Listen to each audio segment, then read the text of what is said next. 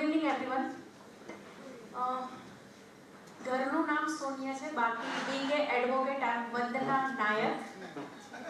હું હાઈકોર્ટમાં લોયર છું અને ગઈ સિઝન 1 માં હું પ્રમોટર બની હતી અને આ સિઝન 3 માં હું પાર્ટનર બની. તો 2016 માં મેં 2 પ્લોટ રાખ્યા હતા. રેટ નહીં કહું કે કહી દઉં. એટલે વિચાર કરો કે 2016 માં મેં 2 પ્લોટ રાખ્યા હતા, ત્યાર પછી તો ઘણું ઇન્વેસ્ટમેન્ટ થયેલું છે. તો અત્યાર સુધી મેં કેટલું ગેઇન કર્યું છે.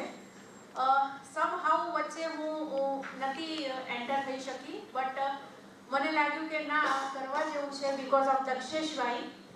અને ફરી હું એન્ટર થઈ છું ગઈ સિઝન 1 થી, અને ગયા વખતે હું પ્રમોટર બની હતી ને આ વખતે હું પાર્ટનર્સ બનું છું. તો આઈ સ્પેશિયલી હું બધાને ઇન્સિસ્ટ કરું છું કે પ્લીઝ તમે ઇન્વેસ્ટ કરો. ડેફિનેટલી પૈસો પૈસાને ખેંચે છે.